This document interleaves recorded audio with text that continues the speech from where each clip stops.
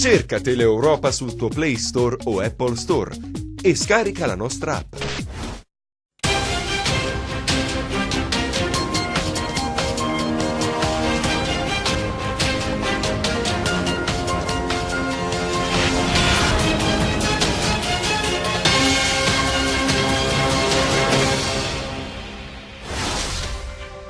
Firmato questa mattina le dimissioni il sindaco di Amendolara Ciminelli, il gesto forte di solidarietà per i lavoratori socialmente utili e di pubblica utilità in stato di agitazione. Sarà Antonio Belcastro il nuovo dirigente generale del Dipartimento Salute regionale, subentra al dimissionario Zito, lo ha deciso la Giunta. Condannato a 4 anni di reclusione il sindaco di Aieta, Gennaro Marsiglia, il primo cittadino era stato arrestato nell'ambito dell'operazione Appalto Amico coordinata dalla Procura di Paola.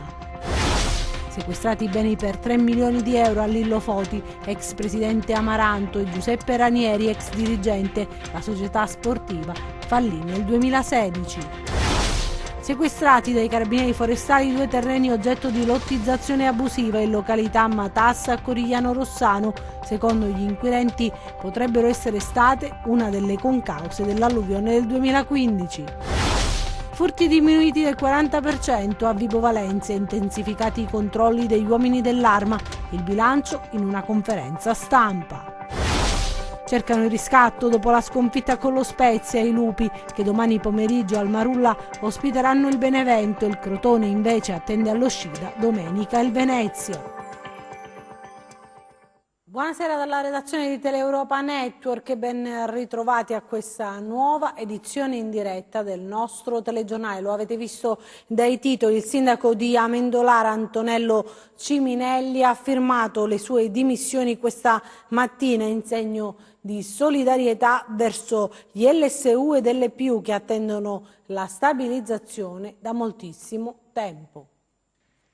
Ad Amendolara sono una quarantina i lavoratori socialmente utili e di pubblica utilità. Attendono anche loro da anni la stabilizzazione. Il sindaco ha voluto dimostrare loro tutta la sua solidarietà e ha firmato le sue dimissioni. Adesso vedremo se altri primi cittadini seguiranno il suo esempio. Io sono certo che ci saranno, perché è un'iniziativa che è stata ampiamente preannunciata, c'è stato un incontro a Meritocrazia, c'è stato ad Amendolara e credo che debba essere seguito anche dagli altri sindaci. Del resto credo che sia giunto il tempo, oltre che della solidarietà, anche dei fatti, e quindi questo gesto ultimo, questo gesto emblematico, credo che debba essere percorso da tutti gli altri sindaci. LSU e LPU di tutta la Calabria si sono dati appuntamento proprio ad Amendolara sulla statale 106 per chiedere ancora una volta decisioni immediate. I tempi devono essere rapidissimi, anche perché c'è gente che rischia ogni giorno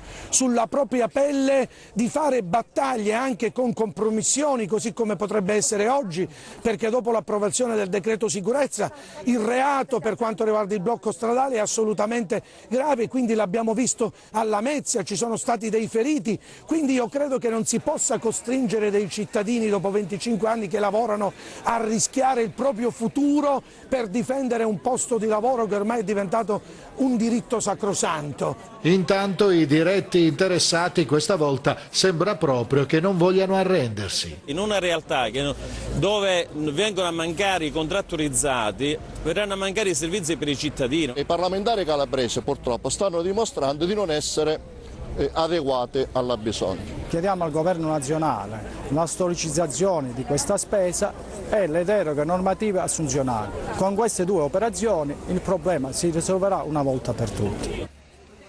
Intanto proprio per quello che riguarda gli LSU e delle più calabresi prosegue il percorso di stabilizzazione dei lavoratori, perché la Giunta nella seduta di oggi ha approvato l'autorizzazione a nuove spese di personale per l'assunzione a tempo indeterminato di 18 lavoratori precari del bacino LSU e LPU all'interno di Arpacal. Lo riferisce proprio un comunicato dell'ufficio della Giunta regionale. Si tratta dell'ennesimo passo attuato dal governo Oliverio all'interno di un processo di regolarizzazione regolarizzazione del lavoro che ha coinvolto finora i dipendenti del centro dell'impiego e i 287 lavoratori ex legge 28 del 2008 che transiteranno nei ruoli di azienda Calabria Lavoro. Una delle priorità della nostra azione di governo, ha detto Oliverio, è far uscire i lavoratori da una condizione di bisogno e di precarietà. In questa direzione stiamo profondendo ogni sforzo per affrontare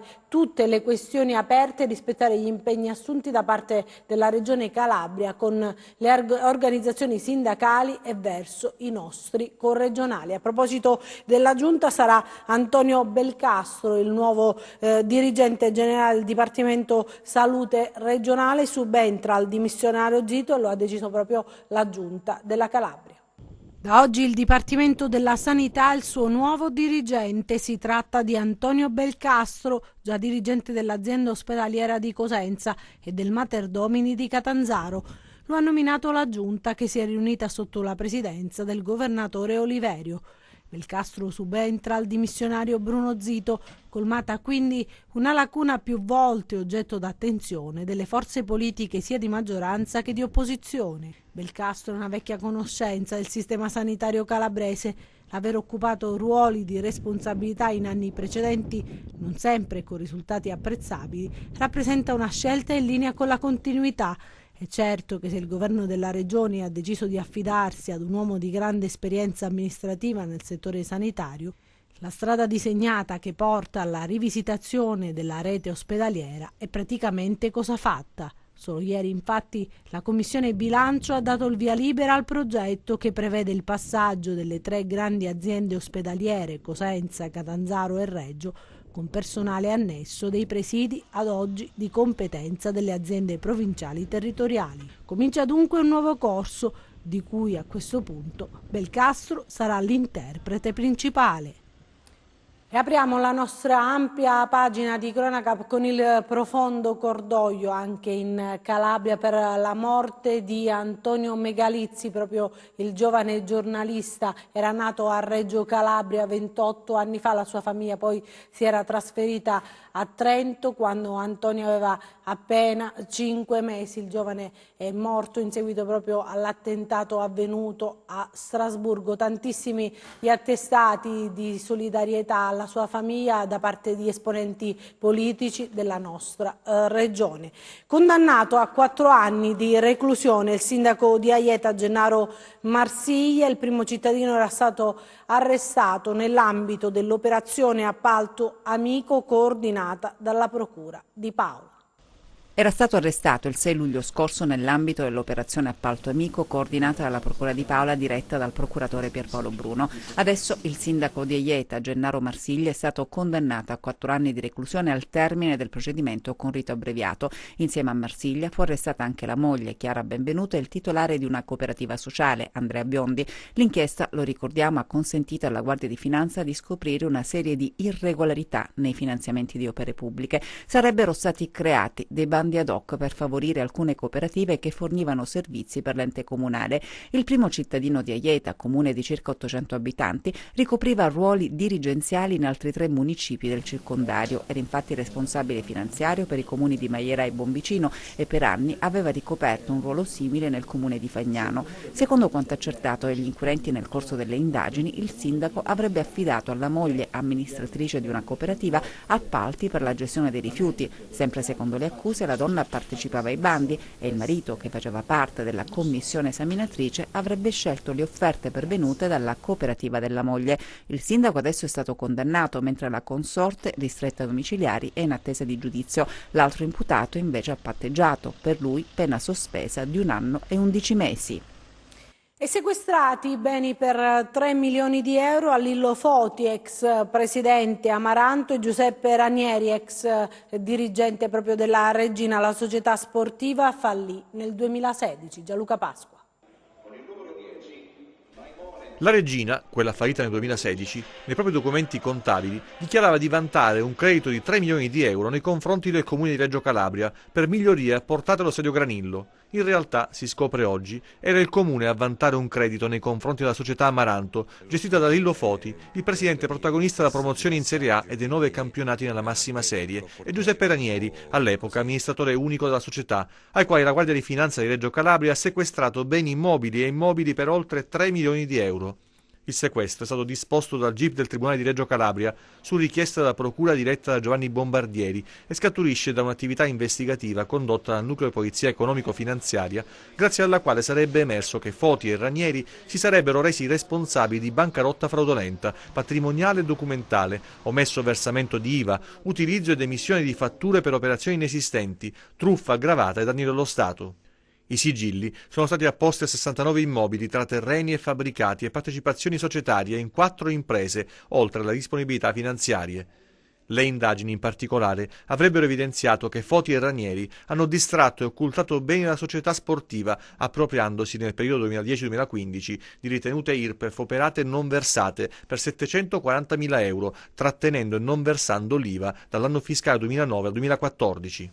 Tra le irregolarità contestate, anche l'indicazione del valore del marchio nell'esercizio 2015-2016 in piena cessazione dell'attività sportiva in 6.540.000 euro all'ordo dell'ammortamento, a fronte di un valore effettivo a quell'epoca non superiore ai 75.000 euro. I 2 dirigenti avrebbero quindi causato il fallimento della Regina Calcio SpA, procedendo al sistematico finanziamento dell'attività di impresa attraverso il mancato pagamento dei debiti erariali.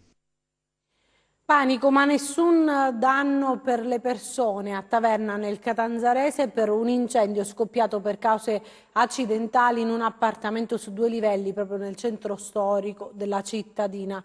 Al momento dell'incendio per fortuna i proprietari non si trovavano all'interno della casa. Sul posto sono intervenuti i volontari del distaccamento dei Vigili del Fuoco e anche una squadra giunta da Catanzaro e si è evitato che le fiamme si propagassero all'intera struttura. Comunque danneggiato un locale adibito a soggiorno posto proprio al piano terra. Il fumo ha anche annerito le pareti, ma nessun danno strutturale è stato rilevato per l'edificio. A far scattare l'allarme sono stati gli abitanti dei palazzi vicini che hanno immediatamente allertato i vigili del fuoco.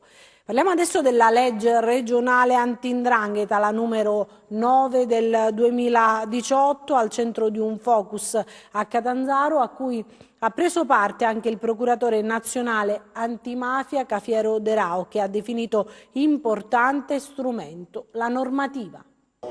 Gli strumenti previsti dalla legge regionale anti-'ndrangheta sono importanti manifestazioni di sostegno per le imprese e i cittadini che vivono correttamente e che denunciano, lo ha detto il procuratore nazionale antimafia Cafiero De Rao, intervenendo a Catanzaro ai lavori della prima giornata del focus sulla normativa approvata dalla regione. È lo stesso procuratore a spiegare nel dettaglio i benefici previsti dalla legge. È possibile avere un sostegno economico, un circuito in cui si viene seguiti, potersi allontanare dal contesto mafioso, 'ndranghetista, per raggiungere territori in cui si sarà probabilmente non solo accuditi ma anche trattati in modo affettuoso, quasi come entrare in una famiglia che rispetta i diritti e consente finalmente di recuperare un'alternativa e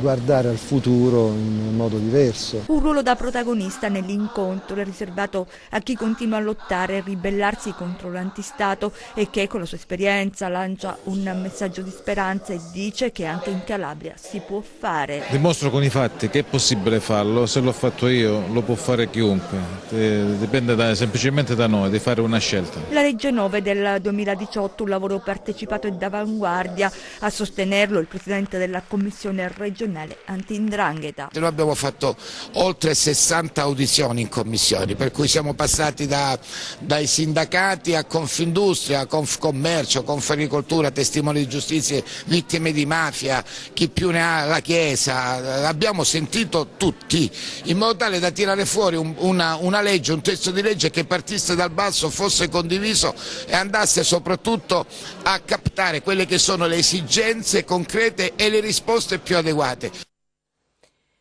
E furti diminuiti del 40%, a Vibo Valentia intensificati i controlli degli uomini dell'arma e il bilancio in una conferenza stampa. In un territorio dove è preponderante la presenza della criminalità organizzata, il contrasto all'illegalità deve essere decisamente rafforzato ed in questo senso le forze dell'ordine in provincia di Vibo Valentia stanno attuando un'offensiva significativa. Confortante, infatti, è il dato che i carabinieri del comando provinciale possono mostrare allorquando, rispetto al drammatico aumento esponenziale degli omicidi, si registrano altri dati che mostrano con precisione la qualità del lavoro svolto. Un aumento degli arresti che nell'ultimo anno si è attesta al 46%, con il 60% dei reati commessi che sono stati scoperti e perseguiti, a fronte di un importante calo dei furti, meno 40%, e dei danneggiamenti, meno 35%.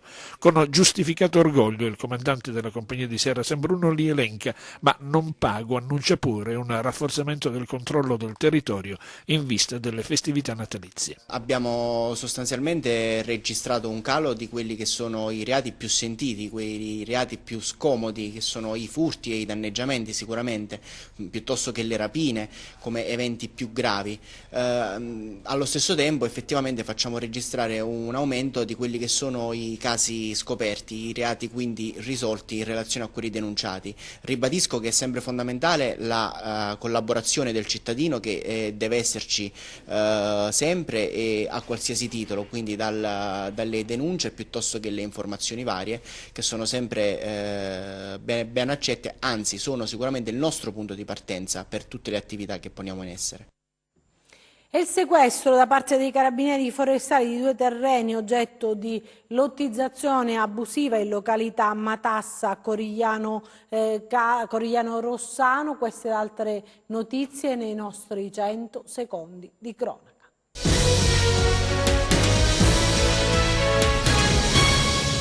2 terreni oggetto di lottizzazioni abusive sono stati sequestrati dai carabinieri forestali in località Matassa di Rossano. Provvedimenti sono stati emessi dalla Procura della Repubblica di Castrovillari. Le lottizzazioni abusive, secondo gli inquirenti, potrebbero essere stata una delle concause dei danni provocati dall'alluvione del 2015 nella zona interessata dal provvedimento. 9 gli indagati. Si era allontanata da casa facendo perdere le proprie tracce dopo una lite. È stata ritrovata dalla polizia. La 15enne di Latina era su un treno a Villa San Giovanni diretta in Sicilia. La ragazza è stata affidata alla madre, giunta immediatamente in Calabria.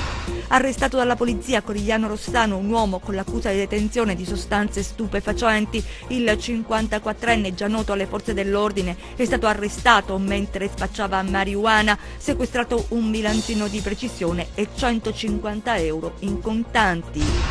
Un borsone con diverse munizioni di vario calibro e una centralina elettrica per autovettura è stato ritrovato dalla polizia a Reggio Calabria nel corso di alcuni controlli nel quartiere Ciccarello. Avviate indagini. Un encomio solenne sarà concesso all'ambulante marocchino che nei giorni scorsi ha salvato la dottoressa aggredita a Crotone. Come si ricorderà, Nuccia Calindro è stata ferita con un cacciavite. È stato proprio l'intervento di Mustafa a salvarle la vita, il riconoscimento deciso dall'amministrazione comunale della città di Pitagora. E domani è previsto l'evento Rosso Calabria nei 5 capoluoghi di provincia, la presentazione quest'oggi alla Cittadella regionale. Ritorna Rosso Calabria, il tradizionale evento che precede le festività natalizie, organizzato dalla Regione Calabria e nato dalla collaborazione tra il Dipartimento Agricoltura e Risorse Agroalimentari e il Dipartimento Turismo. La manifestazione è stata presentata alla Cittadella regionale. Rosso Calabria si terrà domani, sabato 15 dicembre, a partire dalle ore 16 in tutte e 5 i capoluoghi di provincia calabresi, con musei aperti ad ingresso libero, artigianato tradizionale, prodotti enogastronomici di qualità e ben 9 concerti di musica popolare. Per valorizzare l'identità della nostra regione, partendo dal vino, sono state coinvolte circa 150 tra cantine e aziende del comparto alimentare. È preceduto l'apertura dell'evento da un breve convegno sulle qualità e le potenzialità dell'agroalimentare della nostra regione, con particolare riferimento al vino, che è una delle produzioni centrali appunto del nostro sistema agroalimentare, e poi si procede con le degustazioni e le serate saranno concluse da concerti di musica popolare con artisti calabresi in tutte e 5 le città capoluogo. L'obiettivo nostro è quello di non solo avere un'occasione per scambiarsi gli auguri, per stare insieme, ma per mettere in rete appunto le diverse realtà della nostra regione, farlo insieme, perché anche attraverso questi percorsi, questi momenti più conviviali, si costruisce l'unità e l'identità di una regione, quindi non è casuale questa scelta delle 5 città capoluogo, appunto, nelle quali contestualmente nella stessa fascia oraria il sabato 15 dalle 16 in poi si tiene questa manifestazione. Il nostro impegno è quello di valorizzare le nostre risorse, di valorizzare l'identità della Calabria. Stiamo mattone su mattone costruendo un percorso importante in questa direzione, e il vino, che appunto nel corso degli ultimi anni ha conquistato anche nei mercati internazionali postazioni importanti, il vino costituisce il collante, diciamo, di questo lavoro. Il buon vino, naturalmente si tratta di fare un brindisi in occasione di queste giornate con il buon vino calabrese. Ed ora ci spostiamo a San Ferdinando, dove l'unione sindacale di base plaude proprio alla proposta del governatore in merito al superamento della tendopoli e all'avvio dell'accoglienza diffusa. L'Unione Sindacale di Base, il sindacato autonomo che trova nei lavoratori residenti nella tendopoli di San Ferdinando molti aderenti, plaude alla proposta del Presidente della Regione Mario Oliverio rispetto all'accoglienza diffusa e al definitivo superamento dei campi e delle tende a San Ferdinando e Rosano. Una modalità, sostengono quelli della Federazione Sindacale Autonoma, che ha comportato un enorme dispendio di denaro pubblico senza che né agli ospiti né al territorio rimanesse nulla. Una scelta per noi folle, considerata l'enorme disponibilità di case vuote nel territorio, 35.000 secondo i dati dell'ultimo censimento Istat. Oliverio infatti ha deciso di chiudere con questo modello e di puntare sull'inserimento abitativo diffuso, proponendo l'apertura di un fondo di garanzia regionale per i proprietari che intendono concedere le case in affitto e l'investimento di risorse finanziarie per l'eventuale ristrutturazione di beni confiscati o del patrimonio pubblico, sempre da destinare a uso abitativo. E questa è una scelta che non va solo nella doverosa direzione di dare dignità ai lavoratori impegnati nell'agricoltura pianigiana, spiegano gli uomini del sindacato USB, ma è anche una importante opportunità per tutto il territorio e la possibilità di mettere a reddito tantissime case vuote, case che oggi rischiano di marcire e che invece potrebbero tornare a riaprirsi e a rivivere. Anche la proposta della Regione di ripotenziare il trasporto pubblico va in questa direzione, non solo per gli immigrati, ma anche per tutta la popolazione locale della piana di Gioia Tauro. Ora parliamo di calcio di Serie B, perché cercano il riscatto dopo la sconfitta con lo Spezia e i Lupi, che domani pomeriggio alle 18 al Marulla ospiteranno il Benevento. Il Crotone invece attende all'uscita domenica il Venezia. 3 gare al Giro di Boa, 3 sfide cruciali per il Cosenza, che spera di chiudere in bellezza questa prima parte del campionato cadetto.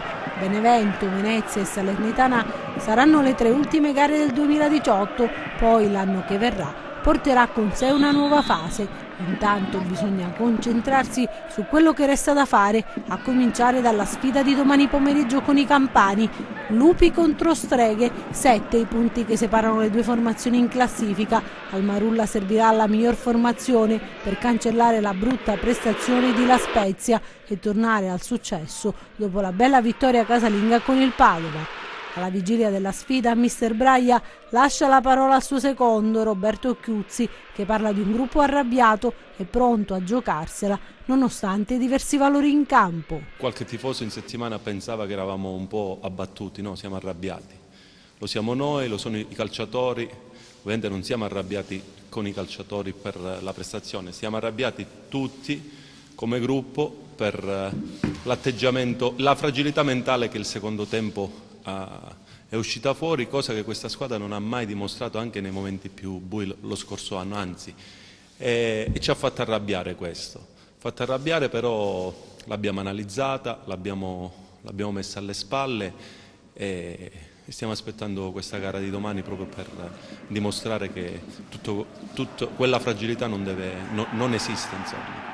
Questo fatto che magari ci sono dei momenti che prendi gol capita anche agli avversari, è un campionato dove non puoi sbagliare una virgola, mentre lo scorso anno potevi permetterti qualcosa, quest'anno se sbagli qualcosina la paghi, se sbagliano gli avversari qualcosa contro di noi, l'abbiamo visto nelle gare, la pagano, quindi dobbiamo essere bravi a sbagliare il meno possibile, soprattutto in alcune circostanze, e dobbiamo essere bravi a sfruttare i momenti dell'avversario che spesso noi riusciamo a trovare e li mettiamo spesso in difficoltà. Benevento la conosciamo tutti come squadra, ha qualche assenza, però per la rosa che hanno riescono a sopperire assolutamente a queste assenze. Oltre al centrocampo hanno una rosa importante e il mister sta lavorando proprio in quelle zone dove poter chiudere loro alcuni spazi e sfruttare quello che loro comunque riescono a concederci come modulo. Dall'altra parte i giallorossi nel giro di 2 settimane affronteranno consecutivamente prima il Cosenza in trasferta e subito dopo il Crotone in casa. Sono reduci dalla sconfitta con l'Hellas Verona, ma il tecnico Bucchi non fa drammi, anzi dice dobbiamo essere bravi a guardare l'incontro successivo senza disperarci quando le cose vanno male. Ma da un punto di vista mentale ovviamente siamo dispiaciuti della sconfitta col Verona, però come abbiamo cercato di fare sempre, al di là della partita precedente, che ovviamente qualche piccolo strascico può lasciarlo, bisogna essere bravi a guardare subito la partita successiva, quindi a non cullarci quando magari si viene da un risultato positivo e a non disperarci quando si viene magari da una sconfitta o da una partita persa. E da un punto di vista fisico abbiamo lavorato bene, soprattutto con quel gruppo di giocatori disponibili. Da ieri ho riavuto praticamente una squadra, non diciamo al completo, però vedere l'allenamento di ieri con 23-24 elementi, rivedere in campo Ituia a tempo pieno, rivedere Del Pinto, è stato sicuramente una cosa piacevole. Quindi non ci saranno Maggio, non ci sarà Viola e non ci saranno i 2 squalificati e Bucata. Questi sono gli assenti certi, gli altri sono tutti convocati, ovviamente non tutti sono nelle migliori condizioni. Domenica torna in campo la squadra di Oddo dopo il turno di riposo forzato. Venezia, Benevento, Spezia e Ascoli gli ostacoli da superare. L'obiettivo con i veneti è cancellare le 3 ultime sconfitte, soprattutto quella subita proprio allo Scida nel derby con il Cosenza. Adesso vediamo le previsioni del tempo.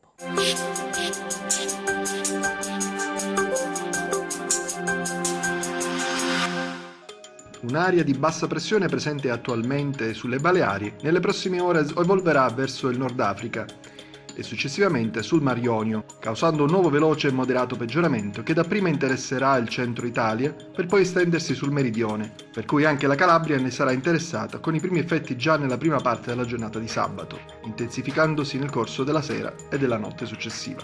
Diamo uno sguardo al tempo previsto sulla Calabria per le prossime ore. Domani nella prima parte della giornata si alterneranno condizioni di cielo nuvoloso a parzialmente nuvoloso, con possibili piogge distribuite a macchia di leopardo. Dal tardo pomeriggio sarà deciso aumento della nuvosità con piogge sparse e nevicate su Pollino e Sila, inizialmente a quote superiori ai 1600 metri, in calo fino a quote superiori ai 1100-1200 metri. Analizziamo lo stato di mari e venti. Domani molto mosso il Tirreno con tendenza ad aumento del motondoso dal pomeriggio sera e con venti moderati dai quadranti occidentali. Molto mosso il Mar Ionio con venti moderati di direzione meridionale. Per essere sempre aggiornati sull'evoluzione delle condizioni meteo, vi rimando oltre al nostro sito www.meteoincalabria.it alla nostra pagina Facebook Meteo in Calabria. Anche per noi è tutto, io mi fermo qui, grazie per averci seguito e buon proseguimento con i nostri programmi, arrivederci.